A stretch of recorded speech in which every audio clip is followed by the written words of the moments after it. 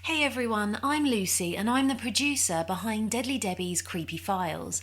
I just wanted to take this opportunity to personally welcome you all to the podcast. If you enjoy the show, please do subscribe. If you're listening on Apple, please leave a rating and review as it really helps the show to reach more people.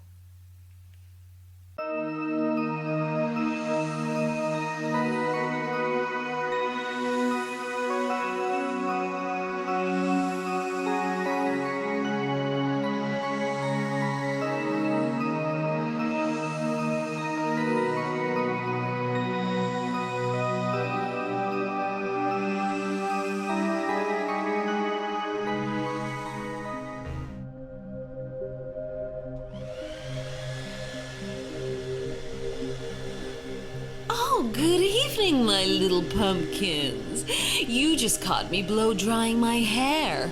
I'm off to a party tonight. It's an annual over-30s disco held at the local church hall. I don't normally go to these things, but well, since the divorce, I have been feeling a little lonely, and I just can't bear to go on that dreadful Tinder thing. Swiping left, swiping right, and everyone looks so ghastly. Anyway, while I make myself beautiful, which shouldn't take long, you relax and enjoy these next stories.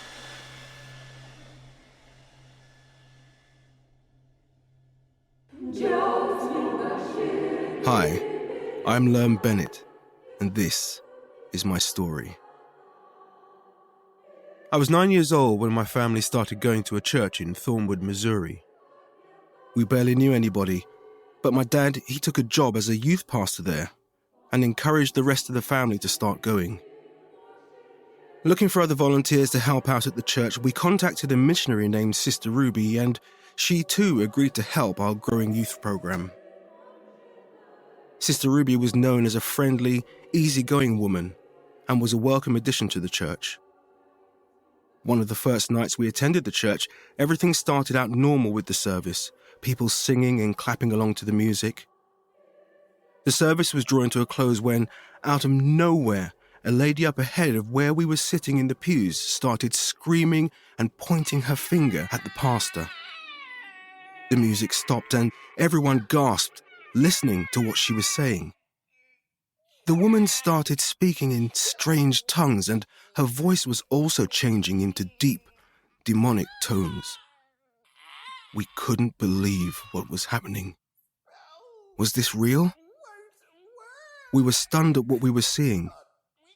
I turned around and watched everyone run out of the church when I noticed 3 women in black cloaks making strange symbols with their hands at the rear of the church. Immediately, I just knew this wasn't good. In fear, my mum instantly grabbed me and my brothers and ran out of the sanctuary and hid in a nearby stairwell. As soon as we got settled, the lights in the church suddenly went out. Darkness. My mum started praying nervously. My father was still in the sanctuary helping deal with the situation. After what seemed like hours, the lights finally came back on and we decided we should go and see what was going on. We walked to the doorway of the sanctuary to see my father, Sister Ruby, the pastor, and a few others surrounding the woman causing the disturbance, holding her down on the floor, shaking and screaming. She was hysterical. Sister Ruby was praying over her and began performing an exorcism, the lady showing all the signs that she was possessed. The possessed woman rejected any help from Sister Ruby and continued to scream in odd tongues. The pastor and the staff, unable to help in that spur of the moment, decided to shut the doors of the church and move everything to a barn just outside of town. It was in this time that the 3 women in black disappeared, never to be seen again. My father, being the youth pastor, decided the family should leave and get the barn ready for an exorcism in more controlled surroundings. I think back to that day, to the 3 women in black who looked on from the back of the church. My own interpretation of what was happening was that the 3 women were witches, and they had come for their 4th as she was trying to leave the coven and get saved. While there, helping set things up around the barn, I was in complete shock and disbelief at what I had just witnessed, and I walked off towards the edge of the nearby wood just to take a minute for myself. I needed time to think, clear my head. I needed to get away from there. As I began walking towards the forest, there, from deep within the shadowy gloom of the woods, a strange man walked out and stood staring at me, grinning with crossed eyes. I noticed his legs looked crooked, almost bent backwards like a bird's, his face and palms covered in hair.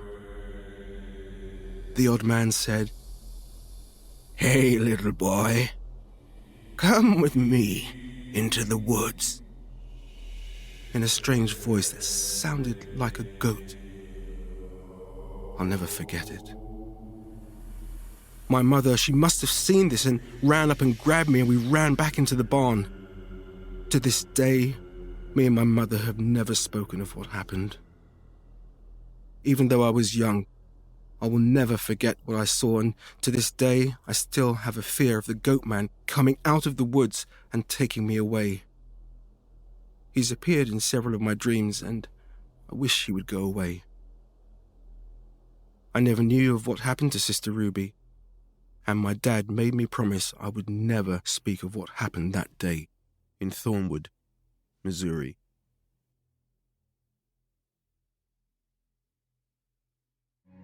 I've loved horror ever since I was a kid. I feel that mixture of dread and fear, and my breathing deepens, and I love it.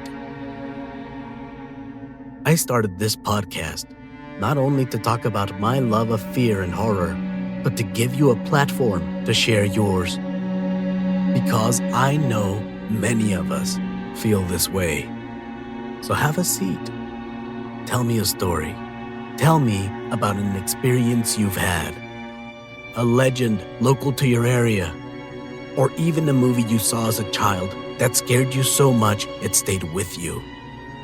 Tell me why it scares you. Tell me why you love it. In this podcast, I want you to scare me.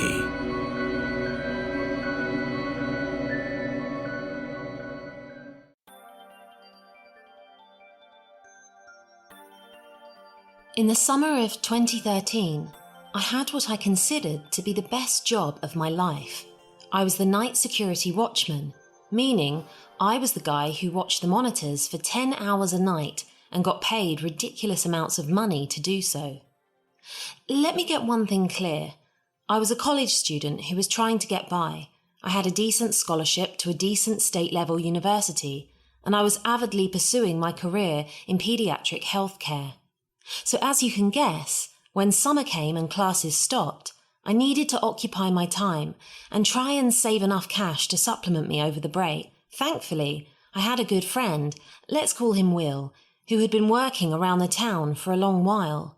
He hooked me up with an interview with the company, and I was hired on the spot.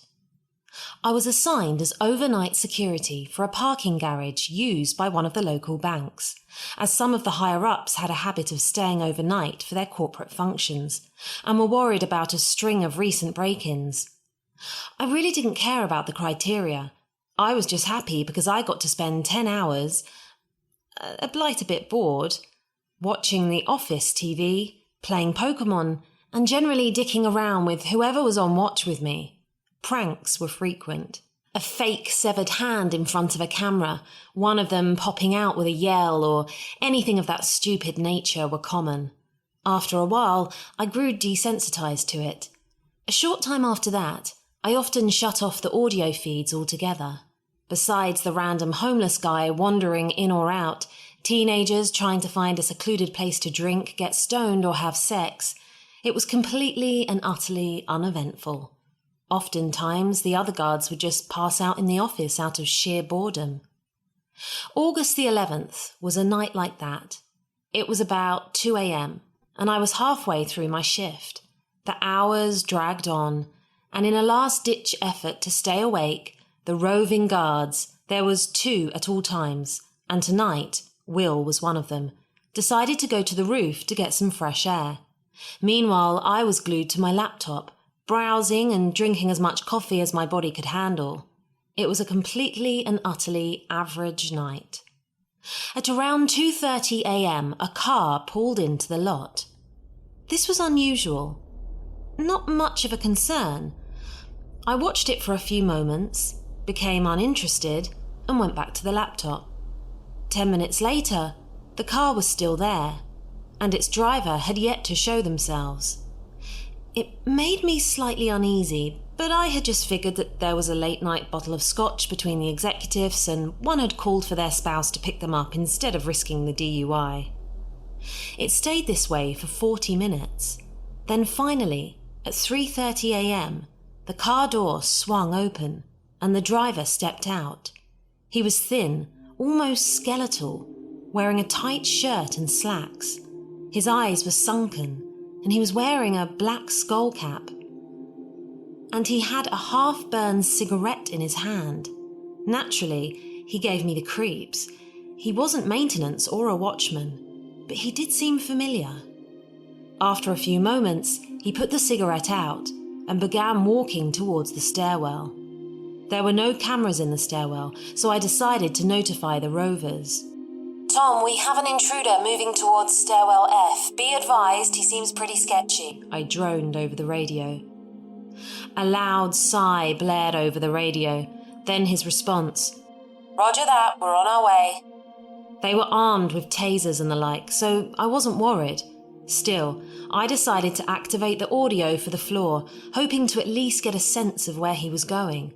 I expected to hear the sound of his shoes against the metal stairwell, but instead, I was met with a peculiar dragging noise, one which made the hairs on the back of my neck stand up. After a few moments of this, he appeared again, now toting a large black sack. It looked heavy, but he was dragging it single-handedly with ease. He stopped upon reaching his car and began looking around for something.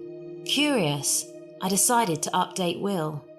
It was now that I realized just how nervous this was making me.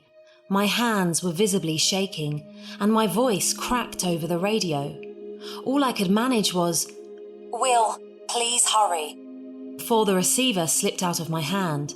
I took my eyes off the monitor for half a moment. When I looked up, I literally jumped out of my chair in shock.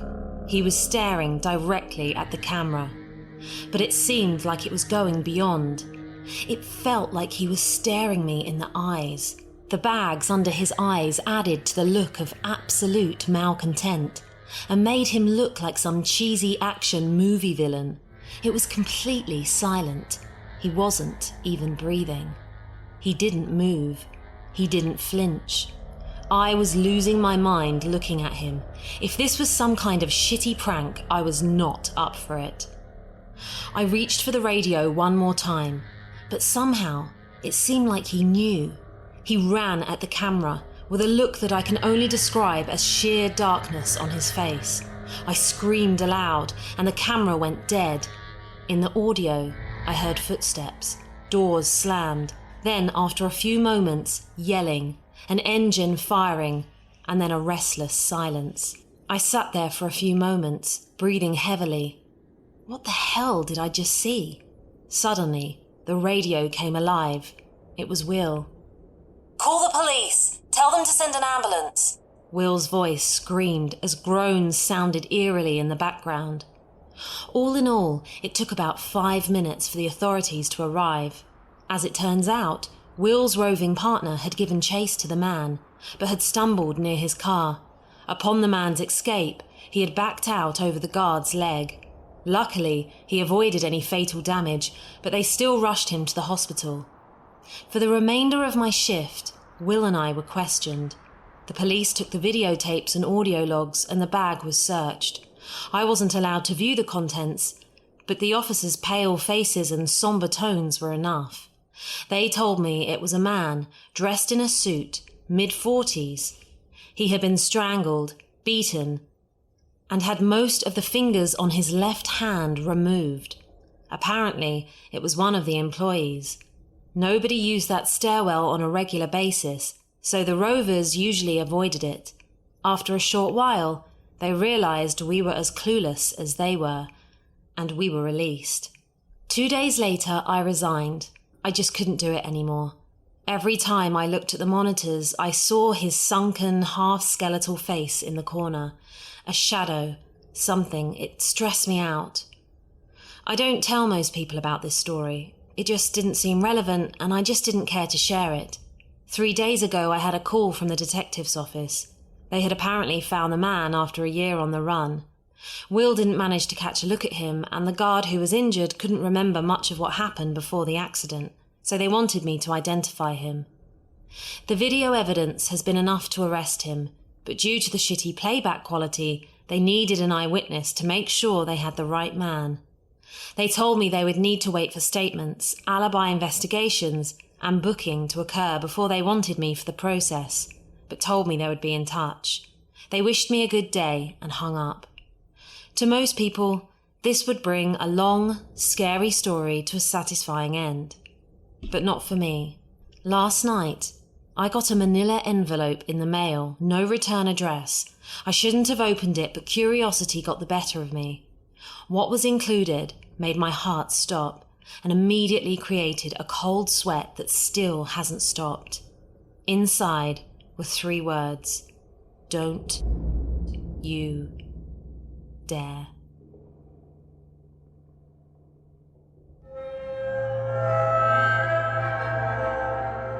They say you never forget the most important moments in life, that you take them to the grave with you. Kevin still lives not far from where it happened in Sudbury, Suffolk, but he'll never forget what happened there in the summer of 1988. The night was still and silent, the windows ajar, letting in a whispering draught to soothe the heat. All calmness ended.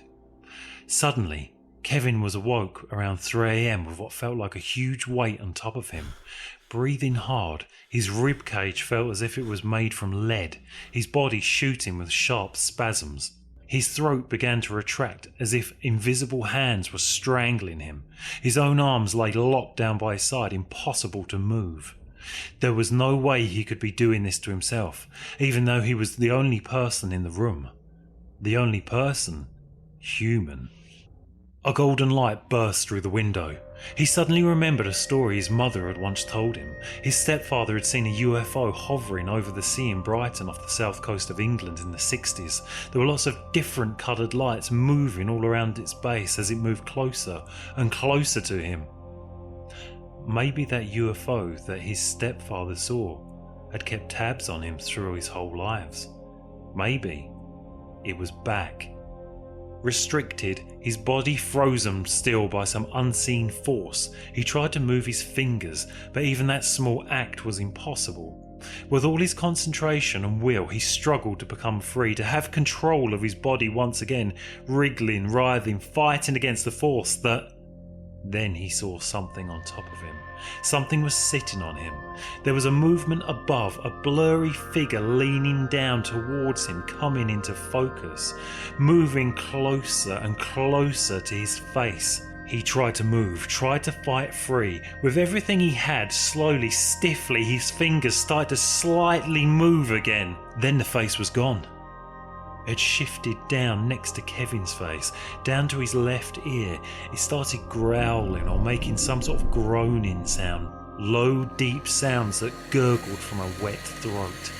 As Kevin tried to free himself, the more he could see it, reptilian, lizard-like eyes, a flat, thin mouth that turned at the corners like a grin. Kevin had turned his eyes towards it, stared into the slits it used as pupils. Anger surged through his body like electricity. He wanted to fight back, wanted to reach out with his bare teeth and bite it. He wanted it to leave him alone. Why was it here? Why was it on top of him in bed? Get off me! Get off! He was trapped within himself, while this thing trapped him from the outside, pinning him down with an unnameable, unimaginable force. Why was this happening to me? Why was this happening to me? Staring at the scaly thing, he could see through it, and then sometimes it was solid, flickering from solid to transparency like a bad reception on an old TV set. Then suddenly, restricting Kevin's body wasn't enough. He could feel it slither into his mind like a cold blade entering his ear. It was trying to communicate telepathically. Words never heard spoke through lips that didn't move and echoed in his mind. All Kevin could do was growl at it, fought back with everything he had, and then it was gone. Kevin lay there and looked down, thinking the ordeal was over. He could still not move, but he was able to look to the end of the bed. The creature was standing there. It was around 6 feet tall, long, thin, scaly arms and legs, no genitals, all smooth. A golden light now shone through a gap in the curtains to the head of the bed. The creature's slitted eyes were on him as it walked towards the window, talking in that sibilant alien tongue. Kevin felt violated, the thing pushing deeper and deeper into his mind, raped from the inside as the creature stared with those soulless eyes outside. Kevin growled at the creature as it walked towards the golden light from the window.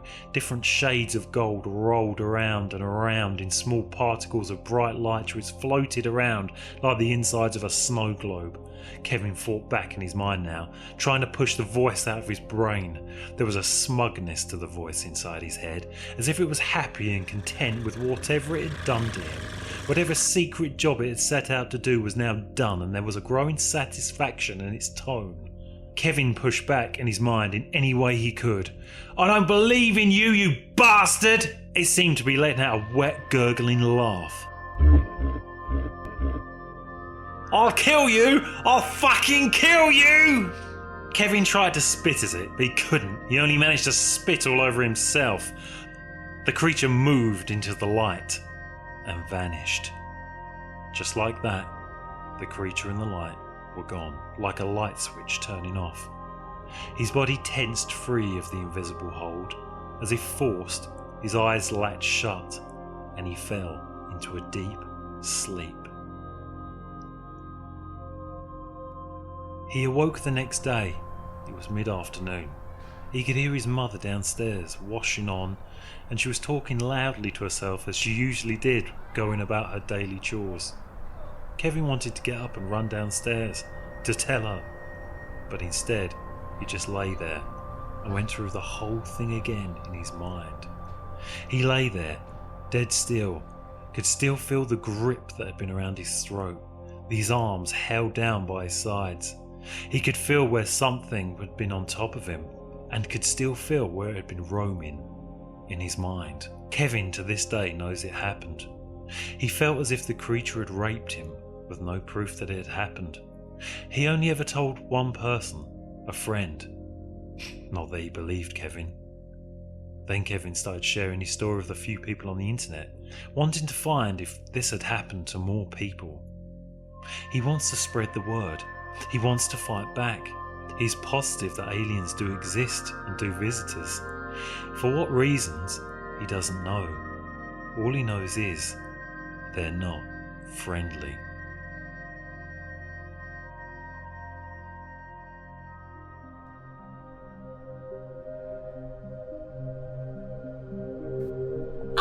That should do it. I'm just about done. A spritz of poison ivy perfume and there. Now, remember to rate and review the show. It's very important. And keep sending in your stories, darlings. And it's that time again, darlings, to read out some of your reviews.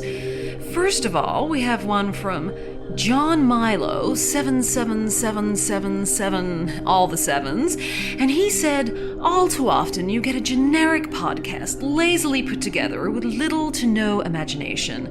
That is not the case here. Beautifully spoken, why thank you. Impeccable production quality and engaging content makes this an all-round winner. Skill and effort have been applied with consideration and care for the product, making this stand out from the very first." Oh, that's very sweet, John Milo, all the sevens, thank you. Oh, that's Camilla now, picking me up. Stay cool, kitty cats, and don't wait up. Ciao!